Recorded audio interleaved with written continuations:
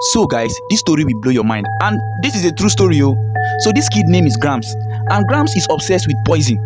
Of all things so he could be obsessed with is poison. Imagine.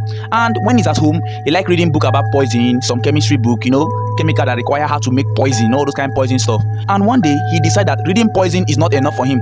Like he don't like reading it again, that he want to get his hand on some. So he went to the chemist, and he lied to the chemist that he's 17 years old. Because if he did not say he's 17, they will not grant him access to have those kind of chemical. So he told them he's 17, that he wants to use it for some school experiments, some school stuff. So they grant him access to have it. So now he finally have all the things he needs to start poisoning people. And he does. He start poisoning people. Like one day, he sprinkled some poison chemical on his classmate's cookies. And his classmate ate it and started vomiting all over the place. And that is not enough for him. He started poisoning his own family. Like one day, he sprinkled some poison chemical on the family dinner and on their drinks. And now they're having all this kind of sickness, stomach ache, and they're vomiting everywhere.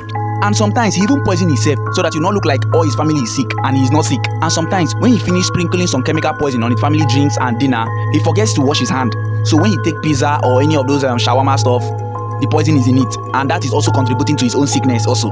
And plus sometimes he purposely poisoned himself so that it will not look like all the family is sick and he's not sick. Weird. That guy brain is. But this his sister doesn't get sick because she don't normally eat at home. She eats at her boyfriend's side, love boyfriend stuff. So she eats there. And one day he planned her. When she's at home, she keep her cup of coffee or tea. He went to the cup of coffee and sprinkled some poison on it. And when the sister drinks it, she falls very sick, very, very, very sick. And they rush her to the hospital. The doctor check her and find out that there's a poison in her cell. And everyone started suspecting Grams, because he's the one that always like reading about poison. He's obsessed with poison. But the dad and the sister, they think that it's some sort of accident that he put the poison, that he can never purposely put the poison on their food, that maybe he was experimenting something and the poison mistakenly enter one of their drinks or the food. So they do not believe, they think that it's an accident, that he can never purposely poison them. And a few months later, Grams' stepmom gets very, very sick from the poisoning that he had been giving her secretly. So she's very, very sick, and they rush her to the hospital, but she didn't make it. She dies. This Willie just killed his stepmom. This Grams just killed his stepmom. And he gets away with it because the doctor, they check for what killed the stepmom, and they didn't even know what killed her. They don't know if it's poison. They cannot tell. They check in all the x-ray and everything. They cannot figure out what killed her. But deep down, he knows that he's poison, that he's been poisoning her. And at this point, Grams' teacher is also suspecting him because all the students in the class is getting sick, vomiting. So the teacher is suspecting him.